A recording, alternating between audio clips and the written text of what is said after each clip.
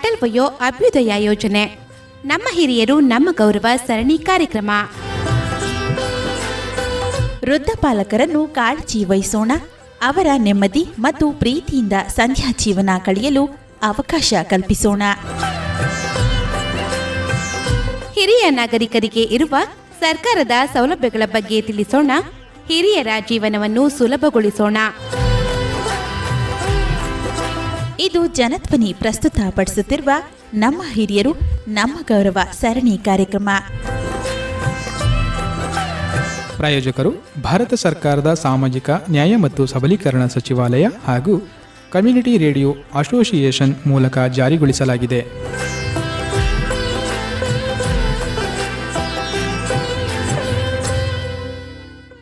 ಕೇಳುಗ್ರೆ, ಸಾಮಾಜಿಕ ನ್ಯಾಯ ಮತ್ತು ಸಬಲೀಕರಣ ಸಚಿವಾಲಯ ಮತ್ತು ಕಮ್ಯುನಿಟಿ ರೇಡಿಯೋ ಅಸೋಸಿಯೇಷನ್ ಸಹಯೋಗದಲ್ಲಿ ನಮ್ಮ ಹಿರಿಯರು ನಮ್ಮ ಗೌರವ ಸರಣಿ ಕಾರ್ಯಕ್ರಮದ ಮತ್ತೊಂದು ಸಂಚಿಕೆಯನ್ನು ನಿಮಗಾಗಿ ತರುತ್ತಿದ್ದೇವೆ. ಈ ಕಾರ್ಯಕ್ರಮ ಅಟಲ್ ವಯೋ ಅಭ್ಯುದಯ ಯೋಜನೆ ಆಧಾರಿತವಾಗಿದೆ. ದೇಶಾದ್ಯಂತ 200 ಸಮುದಾಯ ಬಾನುಲಿಗಳಲ್ಲಿ ವಿವಿಧ ಭಾಷೆಗಳಲ್ಲಿ ಕೇಂದ್ರ ಸರ್ಕಾರದ ಯೋಜನೆಗಳ ಸಂಪೂರ್ಣ ಮಾಹಿತಿಯನ್ನು ನಿಮ್ಮ ಮನೆಗಳಿಗೆ ಈ ಮೂಲಕ ತಲುಪಿಸುತ್ತಿದ್ದೇವೆ. ನಿಮ್ಮ ಪತ್ರಗಳು ಮತ್ತು ಕರೆಗಳು ನಮ್ಮ ಸಮುದಾಯ ಬಾನುಲಿ ಕೇಂದ್ರಕ್ಕೆ ಬರುತ್ತಿದ್ದು, ಮಹತ್ವದ ಮಾಹಿತಿಗಳನ್ನು ನಿಮ್ಮ ಪ್ರದೇಶಕ್ಕೆ ತಲುಪಿಸುವಲ್ಲಿ ಹೇಗೆ ಪರಿಣಾಮಕಾರಿಯಾಗಿದೆ ಎಂಬುದನ್ನು ತೋರಿಸುತ್ತದೆ. ಈ ಯೋಜನೆಗಳು ನಿಮ್ಮ ಅಥವಾ ನಿಮ್ಮ ಮನೆಯ ಹಿರಿಯರಿಗೆ ಪ್ರಯೋಜನವಾಗುತ್ತಿದೆ ಎಂದು ನಂಬಿದ್ದೇವೆ. ಸಾಮಾಜಿಕ ನ್ಯಾಯ ಮತ್ತು ಸಬಲೀಕರಣ ಸಚಿವಾಲಯವು ಹೊಸ ಯೋಜನೆಗಳ ಮೂಲಕ ಅಂಗವಿಕಲ ವ್ಯಕ್ತಿಗಳು, ಹಿಂದುಳಿದ ಮತ್ತು ಅತ್ಯಂತ ಹಿಂದುಳಿದ ವರ್ಗಗಳು, ಹಿರಿಯರು ಮತ್ತು ಇತರ ವಿಶೇಷ ಗುಂಪುಗಳಿಗೆ ಸತತವಾಗಿ ಪ್ರಯೋಜನವನ್ನು ನೀಡುತ್ತಿರುವ ಮುಖ್ಯ ಇಲಾಖೆ. ಪ್ರಸ್ತುತ ಹಿರಿಯ ನಾಗರಿಕರ ಸಮಗ್ರ ಕಾರ್ಯಕ್ರಮ, ರಾಷ್ಟ್ರೀಯ ಸಹಾಯವಾಣಿ ಸೇವೆ 14567, ವೃದ್ಧಾಪ್ಯ ಪರಿಚಾರಕ ತರಬೇತಿ, ವಯೋಶ್ರೀ ಯೋಜನೆ, ಕಣ್ಣಿನ ಪೊರೆ ಶಸ್ತ್ರಚಿಕಿತ್ಸೆ ಯೋಜನೆಗಳು ಮತ್ತು ಹಿರಿಯ ನಾಗರಿಕರ ನಿರ್ವಹಣೆ ಮತ್ತು ಕಲ್ಯಾಣ ಕಾಯ್ದೆ ಎನ್ನುವ ಸೌಲಭ್ಯಗಳನ್ನು ಹಿರಿಯ ನಾಗರಿಕರಿಗಾಗಿ ಅನುಷ್ಠಾನಗೊಳಿಸಲಾಗುತ್ತಿದೆ. ಈ ಯೋಜನೆಗಳ ಮೂಲಕ ಹಿರಿಯರಿಗೆ ಸಾಮಾಜಿಕ ಭದ್ರತೆ, ಆರೋಗ್ಯ ಸೇವೆ ಮತ್ತು ಆರ್ಥಿಕ ಬೆಂಬಲವನ್ನು ಒದಗಿಸಲು ಉದ್ದೇಶಿಸಲಾಗಿದೆ. ಆದರೆ ಈ ಯೋಜನೆಗಳ ಪೂರ್ಣ ಪ್ರಯೋಜನ ಪಡೆಯಲು ಹಿರಿಯರು ಸಕ್ರಿಯವಾಗಿ ತೊಡಗಿಸಿಕೊಂಡಿರಬೇಕಾಗುತ್ತದೆ. ನಮ್ಮ ಹಿರಿಯರಿಗೆ ಇವತ್ತಿನ ಸಂಚಿಕೆಯಲ್ಲಿ ತಾತ ಮತ್ತು ಲಕ್ಷ್ಮಿ ಈ ಯೋಜನೆಗಳನ್ನು ಚರ್ಚಿಸುವುದಷ್ಟೇ ಅಲ್ಲ, ವೃದ್ಧಾಪ್ಯವೆಂಬ ಮುಸ್ಸಂಜೆ ಹೊತ್ತಿನಲ್ಲಿ ಸಕ್ರಿಯ ಜೀವನ ಶೈಲಿಯನ್ನು ಕಾಯ್ದುಕೊಳ್ಳುವ ಸಲಹೆಗಳನ್ನು ಕೂಡ ಹಂಚಿಕೊಳ್ಳುತ್ತಾರೆ.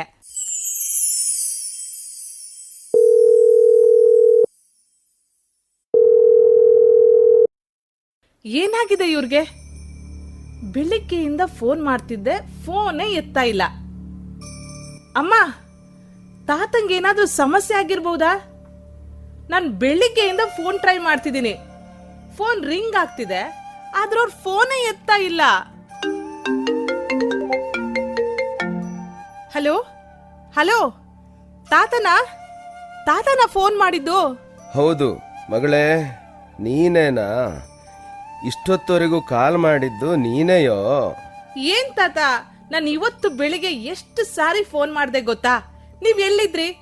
ಏನಾದ್ರೂ ಸಮಸ್ಯೆ ಆಗಿದ್ಯಾ? ನಿಮ್ ಆರೋಗ್ಯ ಸರಿ ಇದೆಯಾ ತಾತ? ದಯವಿಟ್ಟು ಹೇಳಿ ತಾತ. ಲಕ್ಷ್ಮಿ, ನೀನ್ ಸ್ವಲ್ಪ ಮಾತಾಡೋದನ್ನ ನಿಲ್ಲಿಸ್ತೀಯ? ಸ್ವಲ್ಪ ನನಗೂ ಮಾತಾಡೋಕ್ ಬಿಡ್ತೀಯ? ನನಗ್ ತುಂಬಾ ಚಿಂತೆ ಆಗಿತ್ತು ತಾತ. ನೋಡು, ನಾನು ಆರಾಮಾಗಿದ್ದೇನೆ. ನಾನ್ ಹೇಗ್ ನೋಡುದು? ಒಂದ್ ವಿಡಿಯೋ ಕಾಲ್ ಮಾಡ್ಲಾ? ವಿಡಿಯೋ ಕಾಲ್ ಮಾಡ್ದೇನೆ ನಿನಗೆ ನಾನು ನೋಡುವ ಉಪಾಯ ಇದೆ. ಅದೇನ್ ಉಪಾಯ? ಹೊಸದಾಗೇನಾದ್ರೂ ತಂತ್ರಜ್ಞಾನ ಬಂದಿದ್ಯಾ? ಹೊಸದಲ್ಲ, ಈ ವಿಧಾನ ಶತಮಾನಗಳಿಂದಲೂ ಇದೆ. ಜನರು ಅದನ್ನು ಹೆಚ್ಚು ಬಳಸ್ತಿಲ್ಲ ಅಷ್ಟೇ. ನೀವ್ ಯಾವಾಗ್ಲೂ ಹೀಗೆ ಅಜ್ಜ, ಒಗಟೊಗಟಾಗಿಯೇ ಮಾತಾಡ್ತೀರಿ. ಹಾಗಾದ್ರೆ ಈ ಒಗಟನ್ನ ಒಟ್ಟಾಗಿಯೇ ಬಗೆಹರಿಸೋಣ. ತಾತ, ನೀವಿಲ್ಲಿ? ಯಾವಾಗ್ಲೂ ನೀನ್ ಬಂದ್ ಸರ್ಪ್ರೈಸ್ ಕೊಡ್ತಾ ಇರ್ತೀಯಲ್ಲ, ಹಾಗಾಗಿ ಈ ಬಾರಿ ನಾನೇ ನಿನಗೊಂದು ಸರ್ಪ್ರೈಸ್ ಕೊಡೋಣ ಅಂತ ಬಂದೆ. ಅದಕ್ಕೇನ ನೀವು ಬೆಳಿಗ್ಗೆಯಿಂದ ನಾನು ಎಷ್ಟು ಕಾಲ್ ಮಾಡಿದ್ರು ಆನ್ಸರ್ ಮಾಡ್ಲಿಲ್ಲ. ಸರಿ, ನಿಮ್ ಮೊಣಕಾಲಿನ ನೋವು ಮತ್ತು BP ಈಗ ಸ್ವಲ್ಪ ಹೆಚ್ಚಾಗಿದ್ಯಾ ಹೇಗೆ? ಅಯ್ಯೋ, ಈ ದೇಹ ಎಲುಬು ಮತ್ತು ಮಾಂಸದಿಂದ ಮಾಡಲ್ಪಟ್ಟಿದೆ. ಯಾವಾಗಾದರೂ ಏನಾದರೂ ಒಂದು ನೋವು ಇರಲೇಬೇಕು. ಆದರೆ ಅದಕ್ಕಾಗಿ ನನ್ನ ಮೊಮ್ಮಗಳಿಗೆ ಅಚ್ಚರಿ ಕೊಡೋದನ್ನ ನಾನು ನಿಲ್ಲಿಸಬೇಕೇ? ನಿಮ್ಮ ವಿಲ್ ಪವರ್ ನಂಗೆ ತುಂಬಾ ಇಷ್ಟ ಆಯ್ತು ತಾತ. ಆದ್ರೆ ಅದ್ರ ಜೊತೆ ನಿಮ್ಮ ಆರೋಗ್ಯದ ಕಡೆ ಕೂಡ ಗಮನ ಕೊಡ್ಬೇಕು. ಅದನ್ನು ಸರ್ಕಾರ ನೋಡ್ಕೊಳ್ತಾ ಇಲ್ವೇ? ಸರ್ಕಾರನ ಹೇಗೆ? ಮ್ಯಾಜಿಕ್ ನಂಬರ್ನಿಂದ. ತಾತ, ನೀವು ಮತ್ತೆ ಒಗಟ್ ಹೇಳ್ತಾ ಇದ್ದೀರಿ. ನೀನೇ ಅಲ್ವಾ ಅವತ್ತು ಆ ಮ್ಯಾಜಿಕ್ ನಂಬರ್ 14567 ಬಗ್ಗೆ ಹೇಳಿದ್ದು? ಮರ್ತೋಯ್ತಾ ನಿನಗೆ? ಅದಕ್ಕೆ ಕರೆ ಮಾಡಿದ್ರೆ ಹಿರಿಯ ನಾಗರಿಕರ ಆರೋಗ್ಯ ಯೋಜನೆಗಳ ಎಲ್ಲ ಪ್ರಯೋಜನಗಳನ್ನ ಪಡೆಯಬಹುದು ಅಂತ ಹೇಳಿದ್ಯಲ್ಲ. ಹಾ, ಬಹಳ ಚೆನ್ನಾಗಿದೆ. ಆ ಕರೆ ಮೂಲಕ ನಾನು ರಾಷ್ಟ್ರೀಯ ಹಿರಿಯ ನಾಗರಿಕರ ಆರೋಗ್ಯ ಸೇವಾ ಯೋಜನೆಯ ಬಗ್ಗೆ ತಿಳ್ಕೊಂಡೆ. ಕೂಡಲೇ ಆ ಮಾಹಿತಿಯನ್ನ ನನ್ನ ಎಲ್ಲಾ ಸ್ನೇಹಿತರೊಂದಿಗೆ ಹಂಚಿಕೊಂಡೆ. ವಾವ್ ತಾತ, ನಾವೆಲ್ಲ ನಿಮ್ಮನ್ನ ನೋಡಿ ಕಲಿಬೇಕು. ನಿಮ್ಮನ್ನು ನೋಡ್ತಾ ನನ್ನಲ್ಲೂ ಉತ್ಸಾಹ ಬರ್ತಾ ಇದೆ. ನಿಮ್ಮ ವಯಸ್ಸಿನಲ್ಲಿ ನಮ್ಗೆ ಇಷ್ಟು ಕೆಲಸ ಮಾಡೋದಕ್ಕೂ ಆಗ್ತಿರ್ಲಿಲ್ಲ. ನಿಮ್ಮಷ್ಟು ಜ್ಞಾನವೂ ಇರಲಿಲ್ಲ. ಹೌದ್ ತಾತ, ಕಾಲಕ್ಕೆ ತಕ್ಕಂತೆ ನಾವು ಬದಲಾಗ್ತಾ ಇರ್ಬೇಕು. ನಿಜ. ಅದೇ ಕಾರಣಕ್ಕೆ ನನ್ನನ್ನು ನಾನು ಬದಲಾಯಿಸ್ಕೊಳ್ಳಕ್ ಬಂದಿದ್ದೀನಿ. ಅರ್ಥ ಆಯ್ತು. ನಾನ್ ಎಲ್ಲರನ್ನೂ ಕರಿತೀನಿ. ನಂತರ ನಿಮ್ಮ ಸಾಫ್ಟ್ವೇರ್ ತರಬೇತಿಯನ್ನ ಪ್ರಾರಂಭಿಸೋಣ. ಅಲ್ಲಿವರೆಗೆ ಸ್ವಲ್ಪ ವಿಶ್ರಾಂತಿ ತಗೊಳ್ಳಿ ತಾತ. ವಿಶ್ರಾಂತಿ? ಯಾರಿಗೆ ವಿಶ್ರಾಂತಿ? ನಾನು 3 ಗಂಟೆ ಕಾರಲ್ಲಿ ಕೂತ್ಕೊಂಡೇ ಬಂದದ್ದು, ಓಡ್ಕೊಂಡು ಬಂದದ್ದಲ್ಲ. ನೀವು ಅದ್ಭುತ ತಾತ. ಉಲ್ಲಾಸಭರಿತ ವೃದ್ಧಾಪ್ಯಕ್ಕೆ ನೀವೊಂದು ಉತ್ತಮ ಉದಾಹರಣೆ. ನಾನು ನನ್ನ ಸ್ನೇಹಿತರಿಗೆ ನೀವು ಹೊಸ ಕಂಪ್ಯೂಟರ್ ಸಾಫ್ಟ್ವೇರ್ ಕಲಿಯೋಕೆ ಪ್ರಾರಂಭಿಸಿದ್ದೀರಿ ಅಂತ ಹೇಳಿದಾಗ ಅವರೆಲ್ಲ ತುಂಬಾ ಸಂತೋಷ ಪಟ್ರು. ನನಗೂ ಖುಷಿ ಆಯ್ತು ಲಕ್ಷ್ಮಿ. ನಿವೃತ್ತಿಯಾಗಿ 4 ವರ್ಷಗಳ ನಂತರ ಮತ್ತೆ ಕೆಲಸ ಪ್ರಾರಂಭಿಸೋದು ಹೊಸ ಕಥೆಯ ಪ್ರಾರಂಭದಂತೆ ಅನ್ನಿಸ್ತಾ ಇದೆ. ತಾತ, ನೀವು ಕೆಲಸದಿಂದ ನಿವೃತ್ತಿಯಾಗಿದ್ದಷ್ಟೇ, ಕೆಲಸ ಮಾಡೋದೇನು ನಿಲ್ಲಿಸಿರ್ಲಿಲ್ಲ. ನೀವ್ ಯಾವಾಗ್ಲೂ ಒಂದಲ್ಲ ಒಂದು ಕೆಲಸ ಮಾಡ್ತಾನೆ ಇರ್ತೀರಿ. ಏನ್ ಕೆಲಸನೋ? ದಿನಕ್ಕೆ 1-2 ಗಂಟೆ ಮಕ್ಕಳಿಗೆ ಪಾಠ ಮಾಡೋದು, ಉಳಿದ ಹಾಗೆ ಕುರ್ಚಿಗೆ ಅಂಟ್ಕೊಂಡೇ ಕೂತಿರ್ತೇನೆ. ಅಂತಹ ಕೆಲಸಕ್ಕೆ ಅರ್ಥ ಇದೆಯಾ? ಅದೇ ಅರ್ಥ. ಏನ್ ಅರ್ಥ? ನಾನು ನಿಂಗೆ ಸರ್ಪ್ರೈಸ್ ಕೊಟ್ಟಿದ್ದಕ್ಕ ಅಲ್ಲ ತಾತ, ನೀವು ಹೊಸ ಸಾಫ್ಟ್ವೇರ್ ಕಲಿಯೋದಕ್ ಬಂದಿದ್ದಕ್ಕಾಗೆ. ಅದು ಮಕ್ಕಳಿಗಾಗಿ. ನಮ್ಮ ಹಳ್ಳಿಯಲ್ಲಿ ಅವರಿಗೆ ಸರಿಯಾದ ಕಂಪ್ಯೂಟರ್ ಕೌಶಲ್ಯ ಕಲಿಸೋರಿಲ್ಲ. ಈ ಸಾಫ್ಟ್ವೇರ್ ಅವರ ಭವಿಷ್ಯಕ್ಕೆ ಸಹಾಯಕ ಆಗ್ತದೆ. ಅವರು ಯಾವಾಗಲೂ ಇಲ್ಲಿಗೆ ಬರ್ಲಿಕ್ಕೆ ಸಾಧ್ಯ ಇಲ್ಲ, ಮತ್ತು ನೀವು ಬಂದ ಅಲ್ಲಿ ಉಳಿಲಿಕ್ಕೂ ಸಾಧ್ಯ ಇಲ್ಲ. ಆದ್ರಿಂದ ನಾನು ಸ್ವತಃ ಕಲಿತು ಅವರಿಗೆ ಕಲಿಸ್ಲಿಕ್ಕೆ ತೀರ್ಮಾನಿಸಿದ್ದೆ.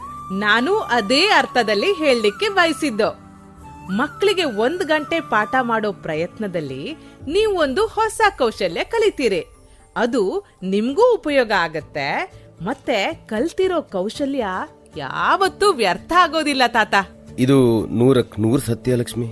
ತಾತ, ನಮ್ ಸರ್ಕಾರ ಹಿರಿಯ ನಾಗರಿಕರನ್ನು ಅರ್ಥಪೂರ್ಣ ಕೆಲಸಗಳಲ್ಲಿ ತೊಡಗಿಸಿಕೊಳ್ಳಿಕ್ಕೆ ಅಟಲ್ ವಯೋ ಅಭ್ಯುದಯ ಯೋಜನೆ ಕಾರ್ಯಕ್ರಮವನ್ನ ಹಮ್ಮಿಕೊಂಡಿದೆ. ಹೌದು, ಹಿಂದಿನ ಬಾರಿ ನೀನು ಅದನ್ನ ಹೇಳಿದ್ದೆ. ನಿನ್ನ ಬಾಯಲ್ಲೇ ಕೇಳಿದ್ದು. ಏಜಿಂಗ್ ಕುರಿತು ಏನೋ ಒಂದು ಪದ ನೋಡು. Active ageing. ಹೌದು, ಆಕ್ಟಿವ್ ಏಜಿಂಗ್. ಈಗಷ್ಟೇ ನನ್ನನ್ನ ಆಕ್ಟಿವ್ ಏಜಿಂಗ್ನ ಉದಾಹರಣೆ ಎಂದೆ. ನೀನು ಅದು ಏನಂತ ವಿವರಿಸ್ತೀಯ? ಇದು ಸರ್ಕಾರದ ಹೊಸ ಯೋಜನೆನಾ? ಇದು ಯೋಜನೆ ಅಲ್ಲ ತಾತ, ಇದೊಂದು ನೈತಿಕ ಪರಿಕಲ್ಪನೆ. ಅಂದ್ರೆ ಸರ್ಕಾರ ನಮ್ಮಂತವರನ್ನು ಸಾಧ್ಯವಾದಷ್ಟು ಸಕ್ರಿಯವಾಗಿ ಇಡುವುದಕ್ಕೆ ಬಯಸ್ತದೆ ಅಲ್ವಾ? ಸರಿಯಾಗಿ ಹೇಳಿದೆ ತಾತ. ನಾವ್ ನಮ್ಮ ಉದ್ಯೋಗಗಳಿಂದ ನಿವೃತ್ತರಾದಾಗ ಜೀವನದಿಂದಲೇ ನಿವೃತ್ತರಾದಂತೆ ಅನ್ಸುತ್ತೆ. ಹಾ, ಆದ್ರೆ ಕೇವಲ ನಮ್ಮ ಕೆಲಸದ ಸ್ವರೂಪ ಮಾತ್ರ ಬದಲಾಗ್ತದೆ. ಏನ್ ಬದಲಾಗುತ್ತೆ? ಅಯ್ಯ, ಮುಂಚೆ ನಾವು ಹಣ ಸಂಪಾದನೆಗಾಗಿ ಕೆಲಸ ಮಾಡ್ತಾ ಇದ್ವಿ. ಈಗ ಸಮಯವನ್ನ ಕಳೀಲಿಕ್ಕೆ ಕೆಲಸ ಮಾಡ್ತಾ ಇದ್ದೀವಿ. ಅದು ಕೂಡ ಸರಿಯೇ. ಆದ್ರೆ ಯಾರಾದ್ರೂ ಕೆಲಸ ಮಾಡಿ ಹಣ ಸಂಪಾದನೆ ಮಾಡಲು ಬಯಸಿದ್ರೆ ಸರ್ಕಾರ ಅದನ್ನೂ ಪ್ರೋತ್ಸಾಹಿಸುತ್ತೆ. ನಮಗಾಗಿ ಉದ್ಯೋಗ ವ್ಯವಸ್ಥೆ ಮಾಡ್ತಾರ. ಯುವ ಜನರು ಉದ್ಯೋಗ ಪಡೆಯಲು ಹೋರಾಡ್ತಾ ಇದ್ದಾರೆ. ಇನ್ನು ನಮ್ಮಂತ ಹಿರಿಯರಿಗೆ ಉದ್ಯೋಗ ಅವಕಾಶ ಕೊಡ್ತಾರೆ ಅಂತೀಯ? ತಾತ, ಕೇವಲ ಆದಾಯದ ಅವಕಾಶ ಅಷ್ಟೇ ಅಲ್ಲ, ಪಿಂಚಣಿ ಪ್ರಯೋಜನಗಳು ಕೂಡ ಇದೆ. ಹಿರಿಯ ನಾಗರಿಕರ ಪಿಂಚಣಿ ಯೋಜನೆ, ರಾಷ್ಟ್ರೀಯ ಪಿಂಚಣಿ ವ್ಯವಸ್ಥೆ, ಅಟಲ್ ಪಿಂಚಣಿ ಯೋಜನೆ, ಹಾಗೆ ಇನ್ನೂ ಹಲವು ಯೋಜನೆಗಳು ಇವೆ. ಹೌದಾ? ನಿಜನಾ? ನಂಬುದಿಲ್ವಾ? ಇರು, ನಾನ್ ನಿನಗೊಬ್ಬರ ಜೊತೆ ಕಾಲ್ ಮಾಡ್ಕೊಡ್ತೀನಿ. ಯಾರ ಜೊತೆ? ಒಂದ್ ನಿಮಿಷ ತಾತ. ಹಲೋ, ನಾನ್ ಲಕ್ಷ್ಮಿ ಮಾತಾಡ್ತಿದ್ದೀನಿ. ಹಾ ಹೌದು, ನಾನು ಆವತ್ತೊಂದು ದಿನ ನಿಮ್ಗೆ ಹೇಳಿದ್ದೆಲ್ಲ ನಮ್ ತಾತ ಭರತ್ ಅವ್ರ ಬಗ್ಗೆ. ಹಾ ಹೌದು, ಅವ್ರು ಇಲ್ಲೇ ಇದ್ದಾರೆ. ಅವ್ರಿಗೆ ಕೆಲವು ಪ್ರಶ್ನೆಗಳಿದ್ದಾವೆ, ನಿಮ್ ಜೊತೆ ಅವ್ರೀಗ ಮಾತಾಡ್ತಾರೆ. ಯಾರೇ ಇವರು?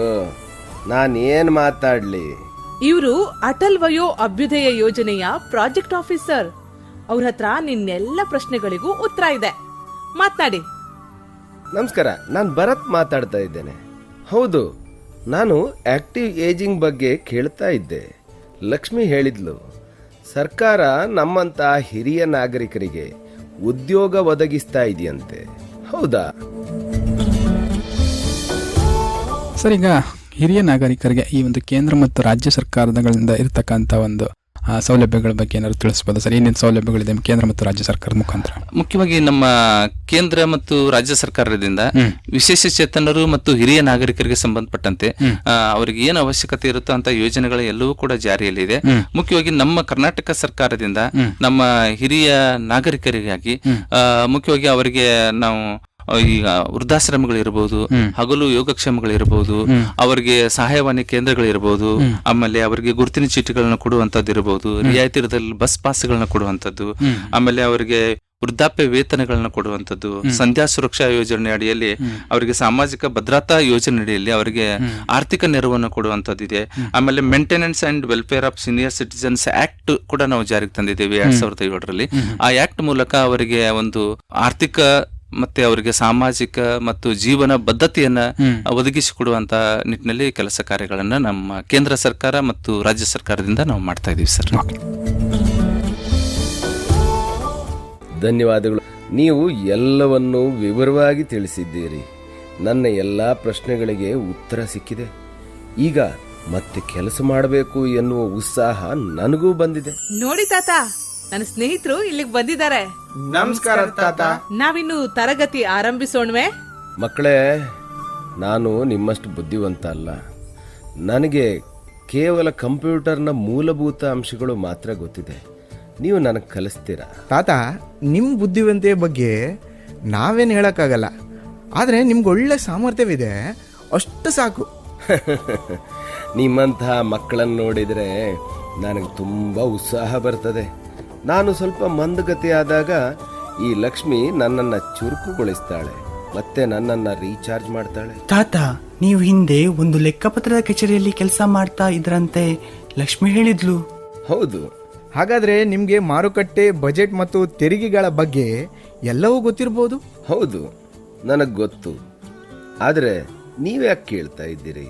ನೀವು ಬುದ್ಧಿವಂತರಲ್ಲ ಅಂದ್ರಿ, ಆದರೆ ನೋಡಿ ಈ ತೆರಿಗೆಗಳ ಬಗ್ಗೆ ಎಷ್ಟು ಸುಲಭವಾಗಿ ನಿರ್ವಹಿಸ್ತಾ ಇದ್ದೀರಿ. ನಾವು ಮಾತ್ರ ಈ ವಿಷಯದಲ್ಲಿ ಕೋಚಿಂಗ್ ಕ್ಲಾಸಿಗೆ ಹೋದ್ರೂ ಪಾಸ್ ಆಗೋಕ್ಕೂ ಕಷ್ಟಪಡ್ತಿದ್ದೀವಿ. ಅಯ್ಯೋ, ಅದಷ್ಟು ಕಷ್ಟ ಏನು ಅಲ್ಲ. ನಮಗದು ತುಂಬ ಬೋರ್ ಆಗತ್ತೆ. ಓ, ಅದಕ್ಕೆ ನೀವು ಈ ವಿಷಯದಲ್ಲಿ ಉತ್ತಮ ಅಂಕ ಗಳಿಸ್ತಾ ಇಲ್ಲ, ಯಾಕಂದ್ರೆ ನಿಮ್ಗೆ ಅದರಲ್ಲಿ ಆಸಕ್ತಿ ಇಲ್ಲ. ನಾವು ಬಲವಂತದಿಂದ ಓದ್ತಿದ್ದೇವೆ. ನಾನು ಕ್ಲಾಸ್ನ ಕೊನೆಯ ಬೆಂಚಲ್ಲಿ ಕುಳಿತು ನಿದ್ದೆ ಹೊಡಿತಾನೇ ಇರ್ತೀನಿ. ಪ್ರಾರಂಭದಲ್ಲಿ ಅದು ಬೋರ್ ಆಗ್ಬೋದು, ಆದರೆ ನೀವು ಅದನ್ನು ಅರ್ಥ ಮಾಡಿಕೊಳ್ಳಿಕ್ಕೆ ಪ್ರಾರಂಭ ಮಾಡಿದಾಗ ಅದಕ್ಕಿಂತ ಆಸಕ್ತಿದಾಯಕವಾದದ್ದು ಯಾವುದೂ ಇಲ್ಲ ಅಂತ ಅನ್ನಿಸ್ತದೆ. ನಾನು ಅವ್ರಿಗೆ ಹೇಳಿದ್ದೆ ತಾತ, ನಮ್ ಭರತ್ ತಾತ ಗ್ರಾಮದಲ್ಲಿ ನಮ್ಮ ಮಕ್ಕಳಿಗೆ ಅರ್ಥಶಾಸ್ತ್ರ ಕಲಿಸ್ಲಿಕ್ಕೆ ಪ್ರಾರಂಭ ಮಾಡಿದ್ಮೇಲೆ ಅವರೆಲ್ಲ ಡಿಸ್ಟಿಂಕ್ಷನ್ ಅಲ್ಲೇ ಪಾಸ್ ಆಗ್ತಿದಾರಂತ. ಹಾಗಾದ್ರೆ ಒಂದು ಒಪ್ಪಂದ ಮಾಡೋಣ. ಏನದು? ನೀವು ನಮ್ಗೆ ತೆರಿಗೆ ಬಗ್ಗೆ ಕಲಿಸ್ತೀರಿ, ನಾವು ನಿಮ್ಗೆ ಕಂಪ್ಯೂಟರ್ ಕೌಶಲ್ಯ ಕಲಿಸ್ತೇವೆ. ವಾವ್, ಅದ್ಭುತ. ದಯವಿಟ್ಟು ತಾತ, ಪ್ಲೀಸ್ ಈ ಒಪ್ಪಂದ ಒಪ್ಕೊಂಡ್ಬಿಡಿ. ಆದ್ರೆ ತಾತ ಊರಲ್ಲಿರ್ತಾರೆ, ಅವ್ರು ಇಲ್ಲಿ ನಿಮ್ಗೆ ಎಷ್ಟು ದಿನ ಕಲಿಸ್ಬೋದು? ತೊಂದರೆ ಇಲ್ಲ, ತಾತ ತಂತ್ರಜ್ಞಾನ ಸ್ನೇಹಿಯಾಗಿ ಬರ್ತಿದ್ದಾರೆ. ಅಂದ್ರೆ ಅವರು ದೂರದಿಂದಲೂ ನಮ್ಮ ತರಗತಿಗಳನ್ನು ತೆಗೆದುಕೊಳ್ಳಬಹುದು. ಸರಿನಾ ತಾತ? ಹಾ, ಈ ಒಪ್ಪಂದ ಏನೋ ಚೆನ್ನಾಗಿದೆ. ನೀವು ನನಗೆ ಕಲಿಸ್ತೀರಿ, ನಾನು ನಿಮಗೆ ಕಲಿಸ್ತೇನೆ. ಹುರ್ರೇ! ಇದು ಸಂಭ್ರಮಿಸೋಕೆ ಯೋಗ್ಯವಾದ ಕ್ಷಣ. ಜೈ! ನಾವೀಗ ಪಾರ್ಟಿ ಅಂತೂ ಮಾಡ್ಲಿಕ್ ಸಾಧ್ಯ ಇಲ್ಲ, ಆದ್ರೆ ಈ ಒಪ್ಪಂದವನ್ನ ಸಂಭ್ರಮಿಸಬಹುದು. ಹೇಗೆ?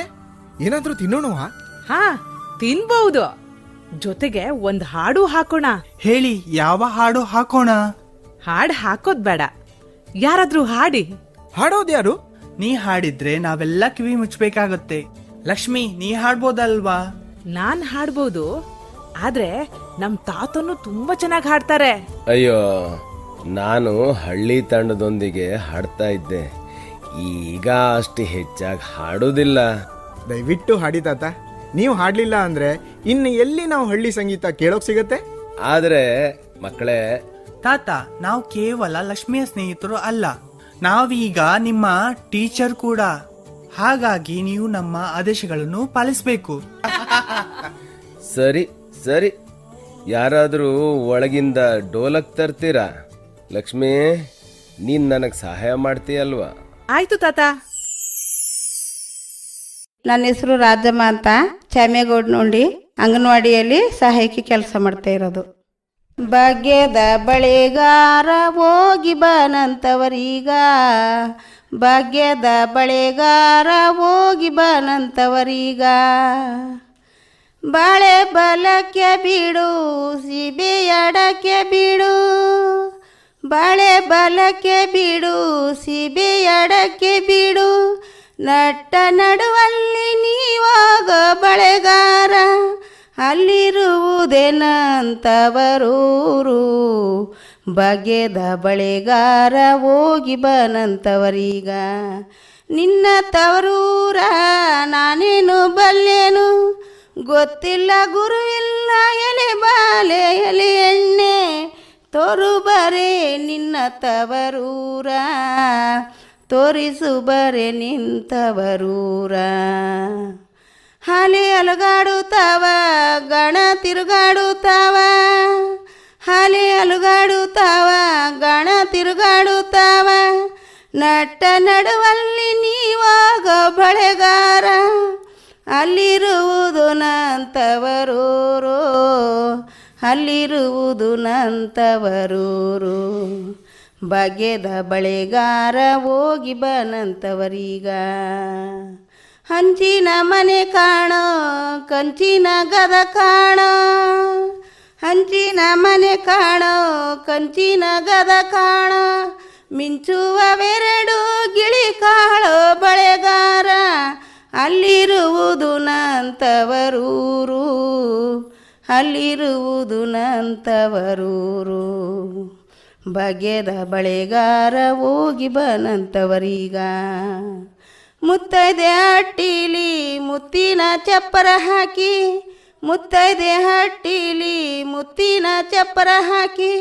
ನಟ್ಟ ನಡುವಲ್ಲಿ ಪಗಡೆಯ ಹಾಡುತ್ತಾಳೆ, ಅಲ್ಲಿರುವುದು ನಂತವರೂರು, ಅಲ್ಲಿರುವುದು ನಂತವರೂರು, ಭಾಗ್ಯದ ಬಳೆಗಾರ ಹೋಗಿ ಬನಂತವರೀಗ, ಹಚ್ಚೆ ಕೆಂಪಿನ ಬಳೆ ಹಸಿರು ಗಿರಿನ ಬಳೆ, ಹಚ್ಚೆ ಕೆಂಪಿನ ಬಳೆ ಹಸಿರು ಗಿರಿನ ಬಳೆ, ಎನ್ನ ಹಡೆದವನ್ಗೆ ಬಲು ಹಾಸೆ ಬಳೆಗಾರ, ಕೊಂಡೋಗು ನನ್ನ ತವರೀಗ, ಕೊಂಡೋಗು ನನ್ನ ತವರೀಗ, ಭಾಗ್ಯದ ಬಳೆಗಾರ ಹೋಗಿ ಬನಂತವರೀಗ, ಭಾಗ್ಯದ ಬಳೆಗಾರ ಹೋಗಿ ಬನಂತವರೀಗ.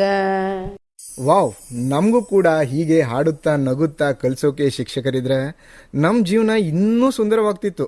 ಈಗ ನೀವು ಟೀಚರ್ ಆಗಿದ್ದೀರಿ, ನೀವು ಹಾಡ್ತಾ ಆನಂದವಾಗಿ ಕಲಿಸ್ಬೇಕು.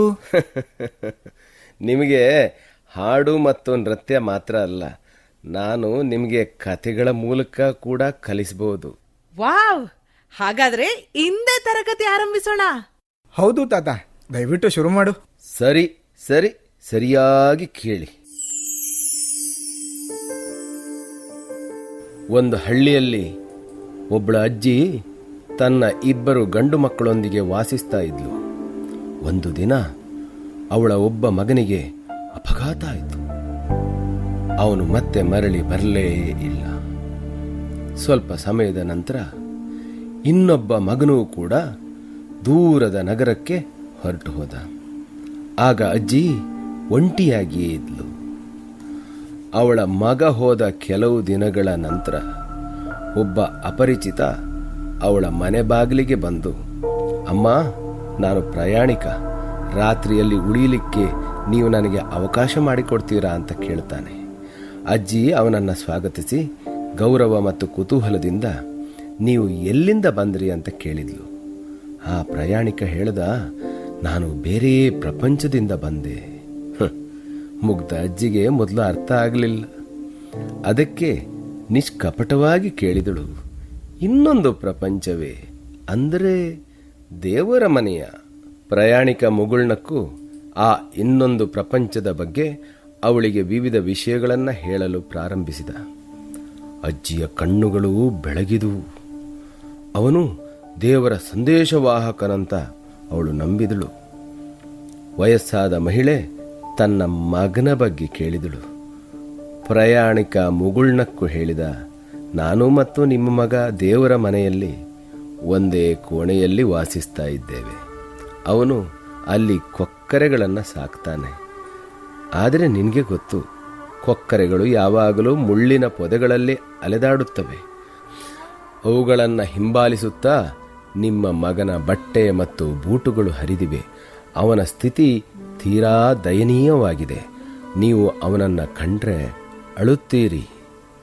ಇದನ್ನು ಕೇಳಿದ ಅಜ್ಜಿ ನಿಜವಾಗಿ ಅಳತೊಡಗಿದಳು. ಅವಳು ಹೇಳಿದ್ಲು, ಮಗನೇ, ನನ್ನ ಬಳಿ ಕೆಲವು ಬಟ್ಟೆಗಳು ಮತ್ತು ಸ್ವಲ್ಪ ಹಣ ಇದೆ. ದಯವಿಟ್ಟು ಇವುಗಳನ್ನು ನನ್ನ ಮಗನಿಗೆ ತೆಗೆದುಕೊಂಡು ಹೋಗಿ ಕೊಡಬಹುದೇ? ದೊಡ್ಡ ಉಪಕಾರ ಆಗುತ್ತದೆ.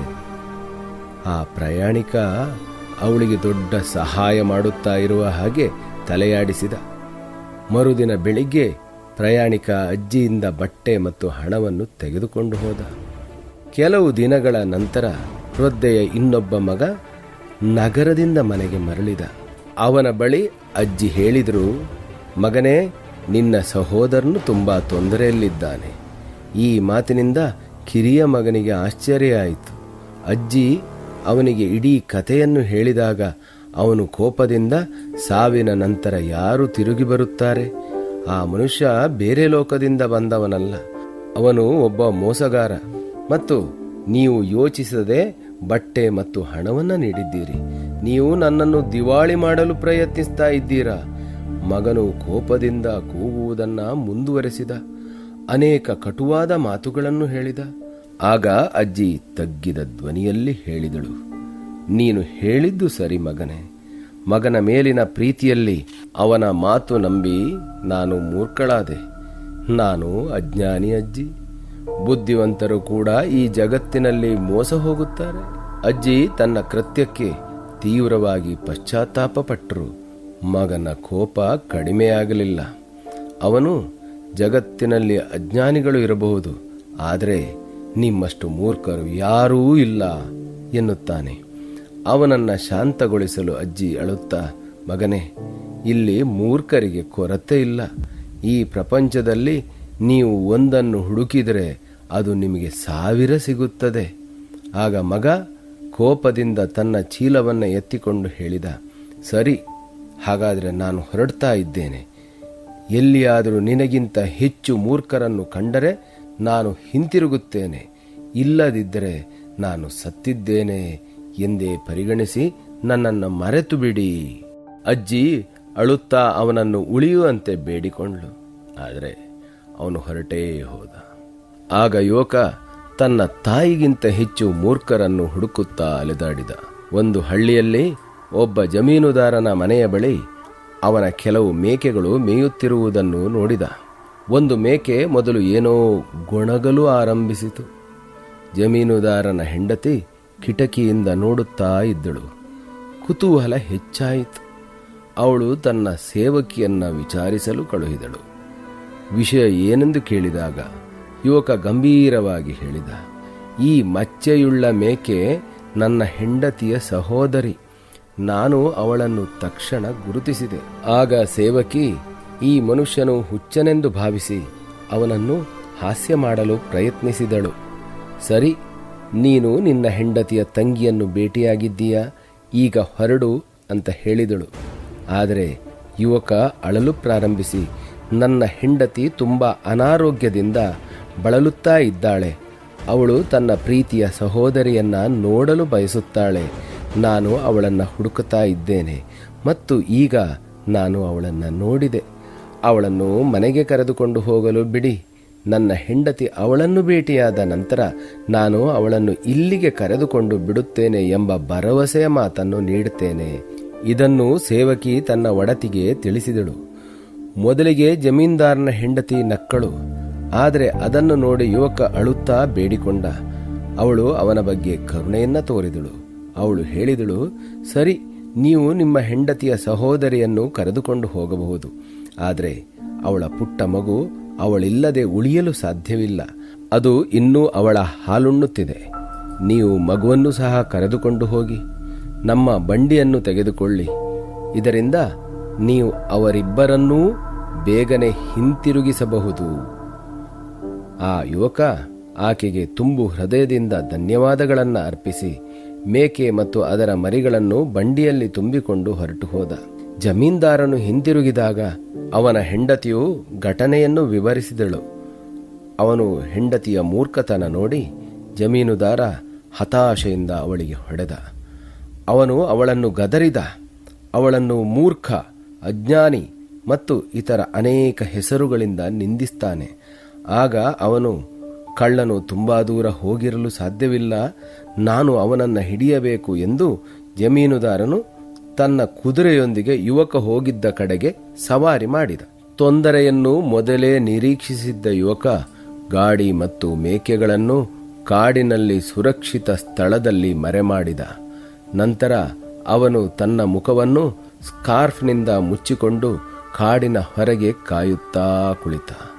ಜಮೀನುದಾರನು ಕಳ್ಳನನ್ನು ಹುಡುಕುತ್ತಾ ಬಂದನು. ಅವನು ಯುವಕನನ್ನ ಕೇಳಿದ, ಅಣ್ಣ, ನೀವು ಯಾರನ್ನಾದರೂ ಮೇಕೆ ಮತ್ತು ಅದರ ಮರಿಯೊಂದಿಗೆ ಹೋದವರನ್ನು ನೋಡಿದ್ದೀರಾ? ಅವನು, ಕಳ್ಳ, ಬೇಗ ಹೇಳಿ ಅಂತ ಹೇಳಿದ. ಯುವಕ ಗಂಭೀರವಾದ ಧ್ವನಿಯಲ್ಲಿ, ಹೌದು, ನಾನು ಅವನನ್ನು ನೋಡಿದೆ, ಅವನು ಈ ದಾರಿಯಲ್ಲಿ ಹೋದನು ಎಂದ. ಜಮೀನುದಾರನು ಹೊರಡಲು ಸಿದ್ಧನಾಗುತ್ತಿದ್ದಂತೆ ಯುವಕ ಅವನನ್ನು ತಡೆದನು. ಆದರೆ ಆ ಕಳ್ಳ ಮೇಕೆ ಮತ್ತು ಅದರ ಮರಿಯನ್ನು ದಾರಿ ಮಧ್ಯದಲ್ಲೇ ಬಿಟ್ಟು ಮುಂದುವರಿಯುತ್ತಿದ್ದರೆ ಅವನನ್ನು ಹೇಗೆ ಗುರ್ತಿಸುವಿರಿ? ಜಮೀನುದಾರನಿಗೆ ಸಹಜವಾಗಿಯೇ ಗೊಂದಲವಾಯಿತು. ಅವರು ಹೇಳಿದರು, ನೀವು ಅವನನ್ನು ಹತ್ತಿರದಿಂದ ನೋಡಿದ್ದೀರಿ, ನೀವು ಅವನನ್ನು ಗುರ್ತಿಸಬಹುದೇ? ಆಗ ಯುವಕ ತಲೆಯಾಡಿಸಿದ.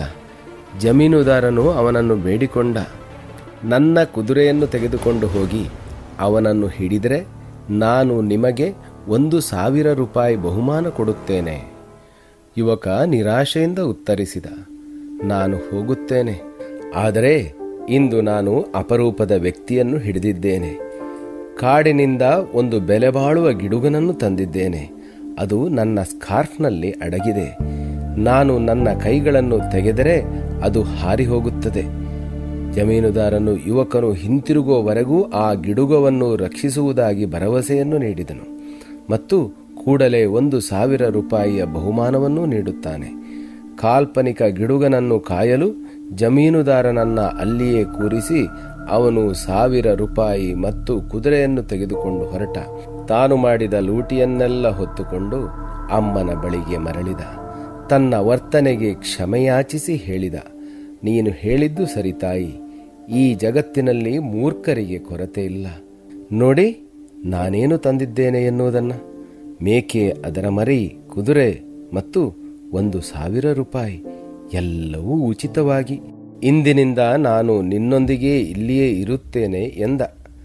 ಆಗ ಅಜ್ಜಿ ತನ್ನ ಮಗ ಹಿಂತಿರುಗಿ ಬಂದಿರುವುದನ್ನು ನೋಡಿ ಸಂತೋಷಪಟ್ಟಳು. ಆದರೆ ಪೂರ್ಣ ಕಥೆಯನ್ನು ಕೇಳಿದ ನಂತರ ಅವಳು ಹೇಳಿದಳು, ಮಗನೇ, ಯಾರಾದರೂ ಪ್ರೀತಿ ಅಥವಾ ಕರುಣೆಯಿಂದ ಮೂರ್ಖರಾಗಬಹುದು, ಜನರನ್ನು ಮೋಸಗೊಳಿಸಬಹುದು, ದರೋಡೆಯನ್ನೂ ಮಾಡಬಹುದು. ಈ ಲೋಕ ಅಂಥ ಪಾಪಿಗಳಿಂದ ತುಂಬಿ ಹೋಗುತ್ತದೆ. ಹೋಗಿ ಎಲ್ಲವನ್ನು ಅದರ ನಿಜವಾದ ಮಾಲೀಕರಿಗೆ ಹಿಂತಿರುಗಿಸು. ಹಾಗಾದ್ರೆ ಮಗ ಎಲ್ಲವನ್ನೂ ಹಿಂದಕ್ಕೆ ನೀಡಿದ್ನಾ? ಅದು ನೀವೆಲ್ಲರೂ ನಿರ್ಧರಿಸಬೇಕು. ನನ್ನ ಕಥೆ ಇಲ್ಲಿಗೆ ಮುಗಿಯುತ್ತದೆ. ಇದರ ಅರ್ಥ ಮಾರ್ಗದರ್ಶಿ ಮಾರ್ಗವನ್ನು ಸೂಚಿಸ್ತಾನೆ, ಅದನ್ನು ಅನುಸರಿಸಬೇಕಾಗಿದ್ದು ನಮಗೆ ಬಿಟ್ಟಿದ್ದು ಅಲ್ವಾ ತಾತ? ಸರಿ, ವಯೋವೃದ್ಧರಿಗಾಗಿ ಈ ಅಟಲ್ ಅಭ್ಯುದಯ ಯೋಜನೆಯನ್ನು ಸರ್ಕಾರ ಜಾರಿಗೊಳಿಸಿದೆ. ಆದರೆ ಅದರ ಪ್ರಯೋಜನ ಪಡೆಯೋದು ನಮ್ಮ ಕೈಯಲ್ಲೇ ಇದೆ. ಓಹ್ ತಾತ, ನೀವು ಒಂದು ಆಲೋಚನೆನ ಇನ್ನೊಂದು ಆಲೋಚನೆಗೆ ಹೇಗ್ ಜೋಡಿಸಿದ್ರಿ? ಸರಿ, ಈಗ ನಾವು ಕೆಲಸಕ್ಕೆ ಹೊರಡೋಣ. ಉಳಿದದ್ದು ಮತ್ತೆ ಸಿಕ್ಕಾಗ ಮಾತಾಡೋಣ. ಸರಿ, ನಾವಿನ್ನು ಹೊರಡ್ತೀವಿ. ಸ್ನೇಹಿತರೆ, ಮುಂದಿನ ಸಂಚಿಕೆಯಲ್ಲಿ ನಾವು ಕತೆ, ಹಾಡು ಮತ್ತು ಮಾಹಿತಿಗಳೊಂದಿಗೆ ನಿಮ್ಮನ್ನು ಭೇಟಿಯಾಗ್ತೀವಿ. ನೀವು ಅಟಲ್ ವಯೋ ಅಭ್ಯುದಯ ಯೋಜನೆಯ ಉಪಯೋಗವನ್ನು ಪಡೆಯಲು ಪ್ರಾರಂಭಿಸಿದ್ದೀರಾ? ನಮಗೂ ಈ ಬಗ್ಗೆ ಪತ್ರಗಳು ಅಥವಾ ಫೋನ್ ಕರೆಗಳ ಮೂಲಕ ತಿಳಿಸಿರಿ.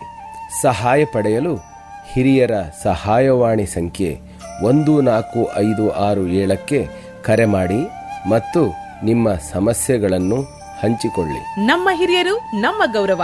ಅಟಲ್ ವಯೋ ಅಭ್ಯುದಯ ಯೋಜನೆಯ ಈ ಕಾರ್ಯಕ್ರಮ ಸಾಮಾಜಿಕ ನ್ಯಾಯ ಮತ್ತು ಸಬಲೀಕರಣ ಸಚಿವಾಲಯ ಮತ್ತು ಕಮ್ಯುನಿಟಿ ರೇಡಿಯೋ ಅಸೋಸಿಯೇಷನ್ ಸಹಯೋಗದಲ್ಲಿ ಮೂಡಿಬಂತು. ನಮ್ಮ ಹಿರಿಯರಿಗೆ ನಮ್ಮ ಗೌರವ. ಸರಿ, ಹಾಗಾದ್ರೆ ನಮಗೆ ಹೊರಡಲು ಅಪ್ಪಣೆಯನ್ನ ಕೊಡಿ. ನಮಸ್ತೆ.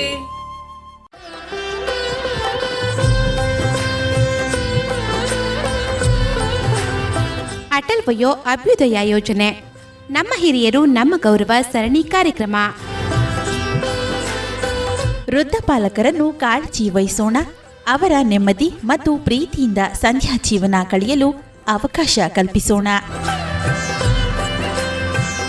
ಹಿರಿಯ ನಾಗರಿಕರಿಗೆ ಇರುವ ಸರ್ಕಾರದ ಸೌಲಭ್ಯಗಳ ಬಗ್ಗೆ ತಿಳಿಸೋಣ. ಹಿರಿಯರ ಜೀವನವನ್ನು ಸುಲಭಗೊಳಿಸೋಣ. ಇದು ಜನಧ್ವನಿ ಪ್ರಸ್ತುತಪಡಿಸುತ್ತಿರುವ ನಮ್ಮ ಹಿರಿಯರು ನಮ್ಮ ಗೌರವ ಸರಣಿ ಕಾರ್ಯಕ್ರಮ. ಪ್ರಾಯೋಜಕರು ಭಾರತ ಸರ್ಕಾರದ ಸಾಮಾಜಿಕ ನ್ಯಾಯ ಮತ್ತು ಸಬಲೀಕರಣ ಸಚಿವಾಲಯ ಹಾಗೂ ಕಮ್ಯುನಿಟಿ ರೇಡಿಯೋ ಅಸೋಸಿಯೇಷನ್ ಮೂಲಕ ಜಾರಿಗೊಳಿಸಲಾಗಿದೆ.